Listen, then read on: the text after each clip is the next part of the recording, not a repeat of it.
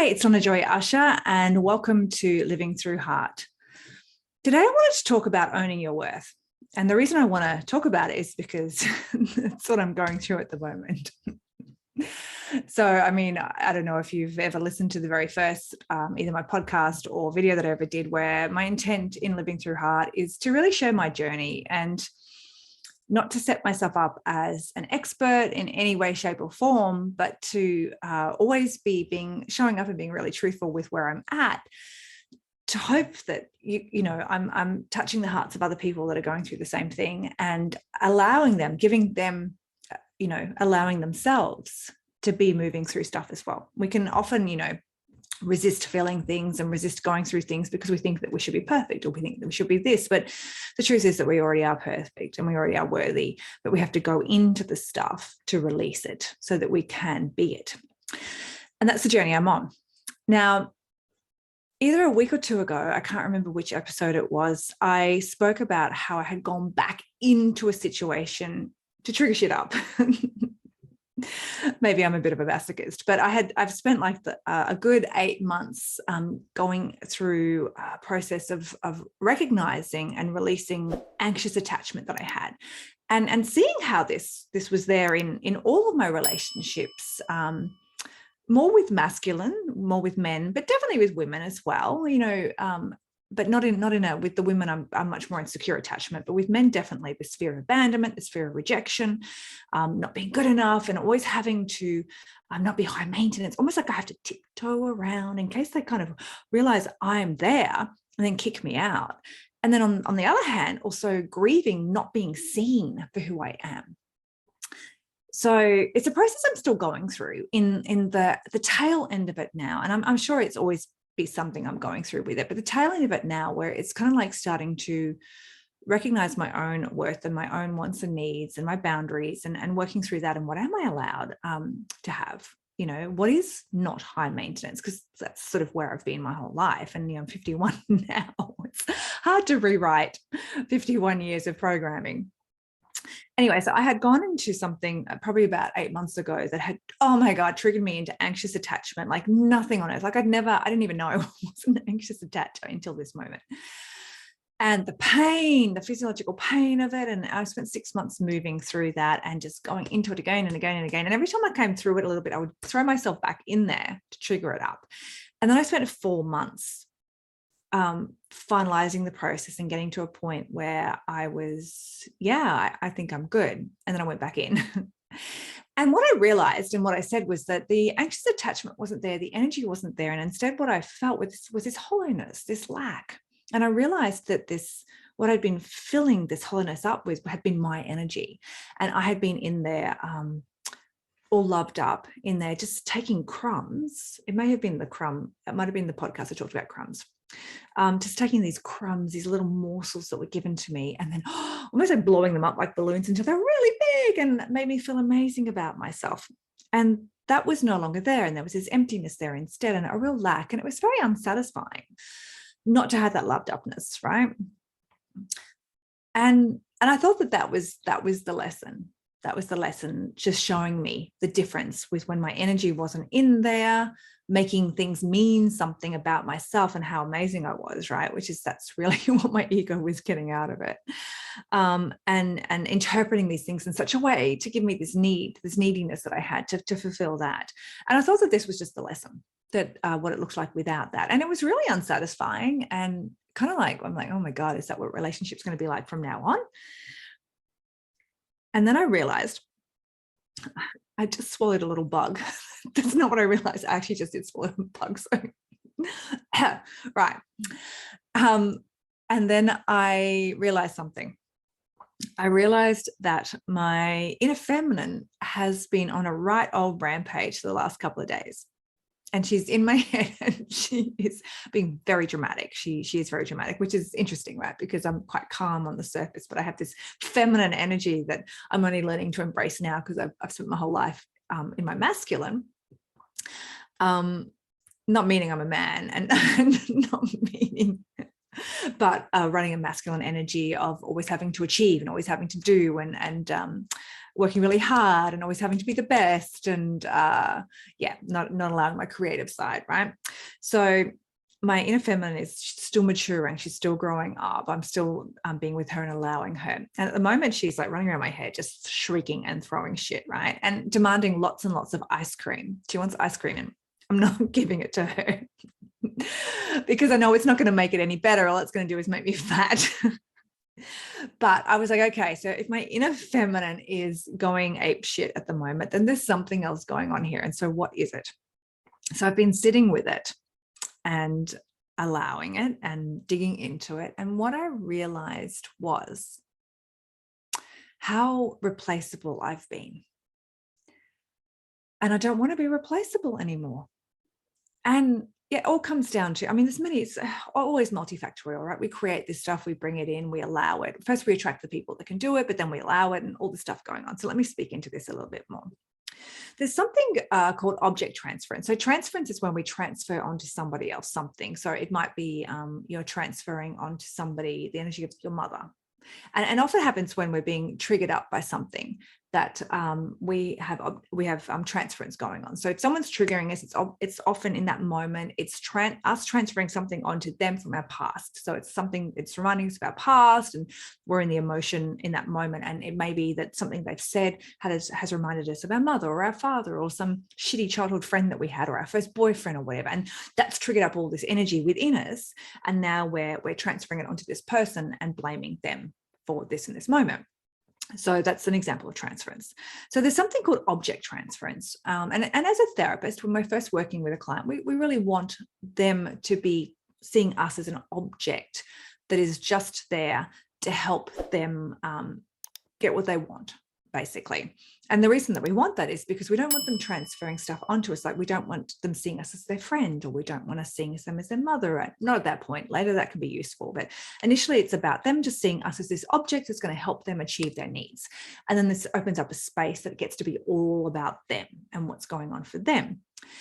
I won't go into how we use transference in different ways, but just to explain what object transference is. So object is when you're seeing somebody as just something that is so you can achieve something or have something, and they don't have an identity within that moment. You're not seeing them for who they are. You're just seeing what you can get out of them being there or from them.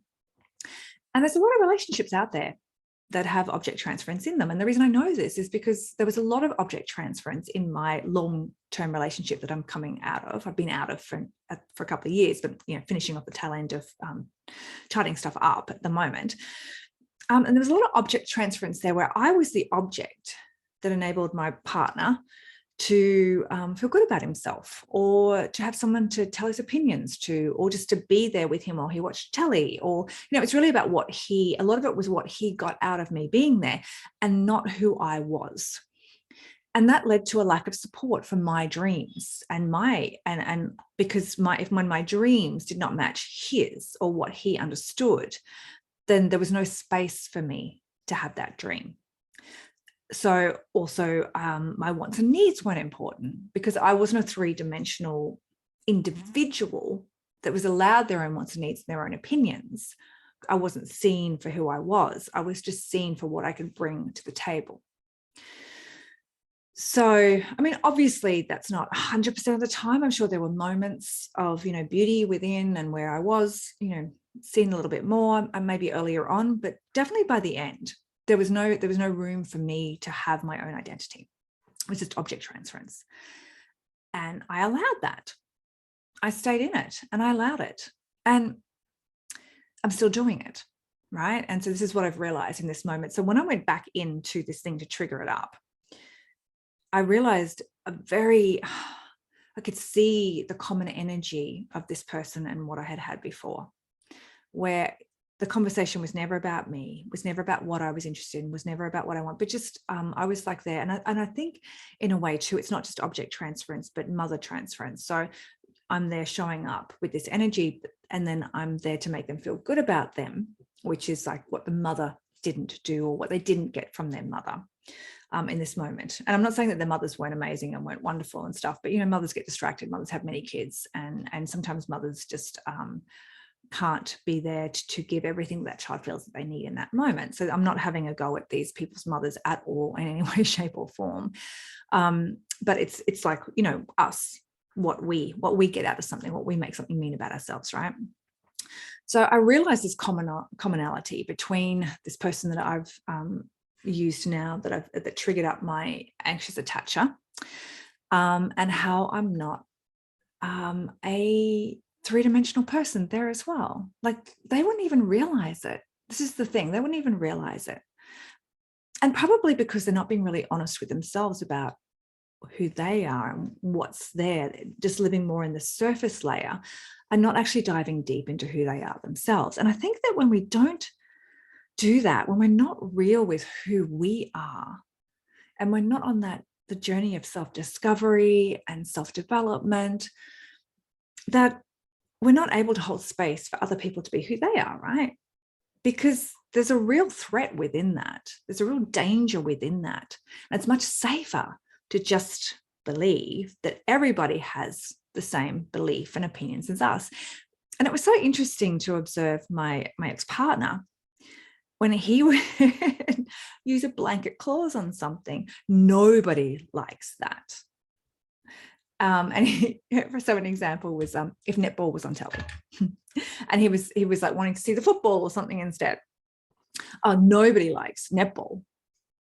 And I would say, well, obviously they do, because look, they're there playing it and there's there people there watching it. But he really had this nobody likes that. And it's this way of like self-protection. When you do that, when you can't allow other people to have opinions or to have likes that are different to yours or dislikes that are different to you, it comes from trying to stay safe. Because when people have different opinions to us and different likes and wants and needs to us, then that means that we're not right. Or does it? Does it mean that they're not right? Or does it mean that maybe we're all right and that everybody's allowed their own opinion? And until you have safety within and are able to strip away those layers of needing to be right, having to control situations to stay safe, you can't allow other people to have their own opinions, to have their own wants and needs that are different to yours, because it's very threatening on a very primitive layer. And it's very unconscious, like you wouldn't even be aware that it was happening, but it's the unconscious trying to stay safe and seeing everybody else that doesn't believe the same thing as you as the enemy, because you don't know how. It's like this personal attack could come at you. So this is where the object transference comes on. So if somebody's just there just to meet your needs, you're not seeing them, you're not allowing them to have their own wants and needs, their own opinions, and you're certainly not embracing them for their difference. Like, you're not being mesmerized by how their mind works and like fascinated by why they think that thing without trying to force your own opinion onto them. And that's basically what happened to me. So I went into the situation. I realized that there was no, conversation in regards to asking me about myself, and just conversation coming at me about how they were. And then I'm like, well, am I just meant to talk about myself? But if they were interested, they'd ask questions, right? Like, when you get with your girlfriend, you ask questions. How are you? What's going on with this? What's going on with that? Because we're interested in who they are and where they're at, right? And I'm like, is it just a male thing? Like, no, I've got some male friends that ask questions. So no, it's not just a male thing, but they just talk at you, right? And then I'm realizing, oh, it's just me there to listen so that he feels good and safe. And then I did share one thing about my life and where I'm at the moment, what's going through. And then instead of listening and allowing me to share it, it was straight away like what I should be thinking about that or what I should be doing within that. And it's always fascinating to me when somebody does that to you, when what you're actually saying is what they're saying, but they don't see that because they're so like quick to want to show you how you should be thinking and to be the expert in that moment, that they're not even taking the time to listen to what you're saying and to try and understand where you're coming from. I mean, I think we can all take a lesson from this, because me observing this within this person means that I'm probably also doing it in my own life. Because when we observe something, there's normally a reflection, right? Because it's something that is maybe in our shadow. So that's just come to me right now. Something else for me to work on. Where am I doing this in my life to people? Where am I having to show up as the expert? Where am I having to be always right all the time? So there's obviously somewhere in my life, and stay tuned for the next episode on this one, right? But coming back to the self-worth. So I've been going into these situations where I'm allowing myself to be the object that makes them feel better about themselves, and then getting frustrated when I'm not seen for who I am. But I'm still going in there, right? And allowing it, and then expecting something to change. And that's that Einstein's definition of insanity, doing the same thing over and over again and expecting a different outcome. Not going to be a different outcome, right? So I need to change what I'm doing. And then I started to think about how, when I was network marketing a long, long time ago in a far off universe, one of the things that they used to say was, and it was to inspire you to work really hard, if you had had a passive income of, say, just even $10,000 coming in every month for a few years, and then all of a sudden it was taken away from you, you would stop at nothing to get that back, because you knew how it felt. You knew how amazing it was just to have this money hitting your bank account every month, allowing you to have the freedom that you wanted in life, right? And they would try and inspire you into feeling what that felt like now, so that you'd go out and create it. And what I realized in this, looking at that, was that if I had ever in my life been fully loved for exactly who I am by a male, now, because I have been loved for who I am by many of my girlfriends, right? They see me, they love me, they hold space for me, they allow me. And I'm sure sometimes they're wondering what crazy shit I've gotten into this time, but they still love me, right? But I've never had that from a man. I've never been in a relationship with a male where I have been able to show up and have them hold space for me to talk about who I am, and for them to not try and mansplain to stuff to me, right? To tell me what I should be thinking, to tell me what I should be feeling, or just to be totally dismissive of my feelings and my wants and my needs. But just to have someone actually celebrate me for who I am, I've never had that. And I've never been loved like that. And I can't imagine, sadly, how fucking amazing that must be. I mean, I can guess it would be amazing. Part of me also finds it quite scary, right? When I talk about it and think about that, because it's that whole like, oh my God, how for that to be that amazing, how painful is that going to be to lose that? As opposed to when I stay in something that's not that amazing, it's not as painful, right? So it's almost like this is part of me that fears having that, because of how painful it would be to have it taken away from me. And there's that anxious attachment coming up, that fear of rejection, that fear of abandonment again, right? So that's the patterning of the old. And really what I need is a corrective experience where I am held like that and I am loved like that, so I can learn that that is safe and I don't have that abandonment. And I'm sure that one day, if I hold out for that and I stop allowing myself to go into situations where I don't have that just for the crumbs that I'm getting, right? But if I hold out for a place where I'm not replaceable and I own my own worth and I am loved like that, and I know how amazing that that feels, and I would never, ever, ever, ever accept anything less. So for me to get to that, I need to stop saying yes to being an object for somebody else's satisfaction, and to not having my worth recognized, and to being replaceable, because that's basically when you're not seen, when you're not held as fascinating and mesmerizing, and you're not loved in that way, you're just totally replaceable. And I'm not saying that we are replaceable, but it's almost like the person that they think we are is replaceable because they're not seeing us for who we truly are. And we're not showing up as who we truly are. Because if we would be, we wouldn't be in that relationship, because it wouldn't be safe for them and it just wouldn't work. So we're dumbing ourselves down. I'm going to say we, I mean, maybe you're not. I'm dumbing myself down. I'm not speaking my truth. I'm not standing in my power and demanding my wants and needs, but I'm just taking what I can get because part of me thinks that that's better than nothing. But then my inner feminine is having a freak out because she's sick and tired of not being seen. Anyway, I think I've got there. Thank you for listening. So basically what I'm saying is just have a think about, where you are now and where you're at. And if you're in a situation where you feel like you're not being seen, have a think about why that is. What is it within you? Are you not seeing your own worth? Are you not speaking up for some fear? Are you not speaking up and about your own opinions and stuff because you fear of confrontation? Now, the opposite is that sometimes we're going really hard and it becomes very confrontational because we're fighting all the time to be seen. And I think early on in my relationship with my ex, I was a bit more like that, fighting to be seen. And in the end, I think I just stopped because it was easier. And I realized that I could compensate for it and I could adjust and I could compromise, and that made everything smooth.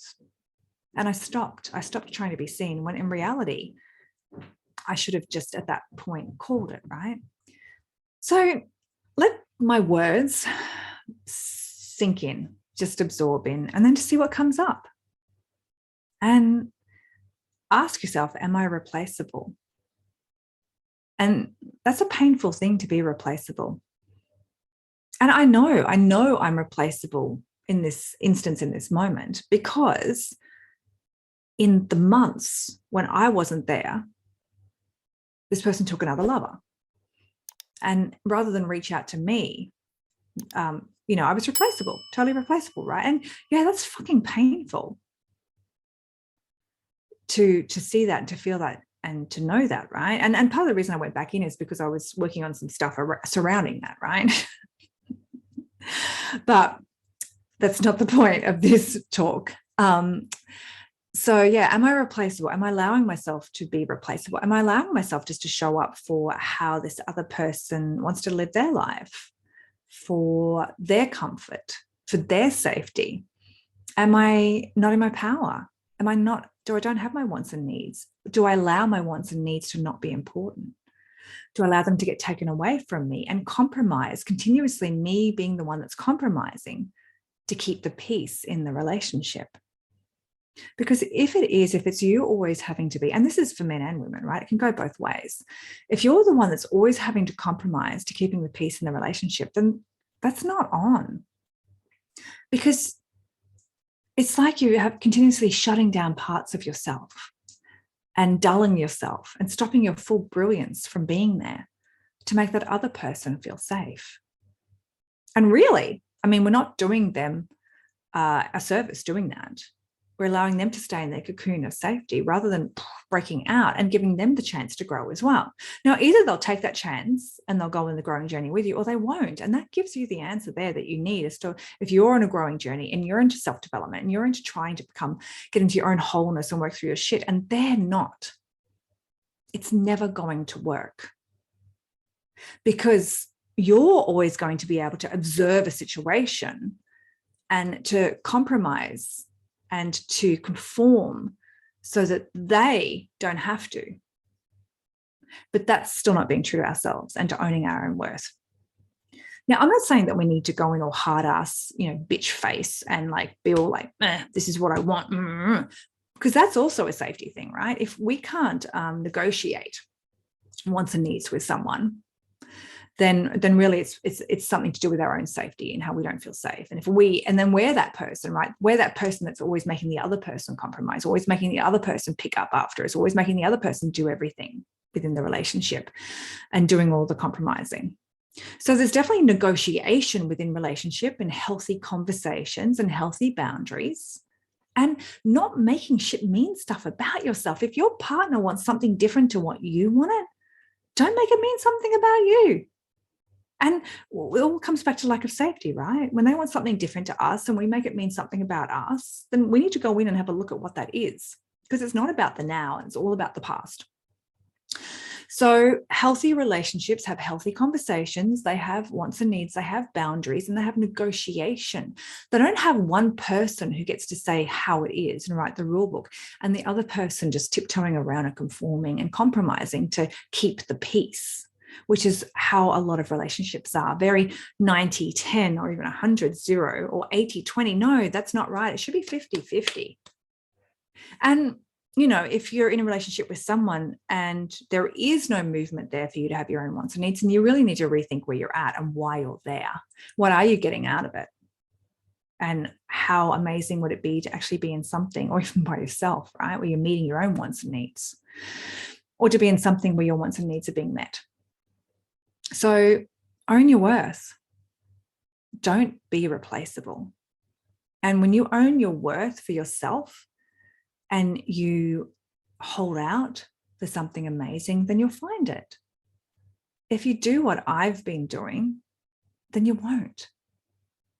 So this is me saying that I'm going to own my worth, and I'm going to hold out for something amazing, and I'm going to stop just wanting something because it's going to mean something about me, right? Which is what I've been doing.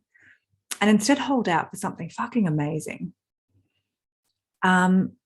And in the meantime, not make my whole life be about holding out for something amazing, but just enjoying myself, fulfilling my own wants and needs, and having a blast doing it. Anyway, I hope you got something out of this. Stay tuned for more self-observations on this, and I hope you have an amazing week.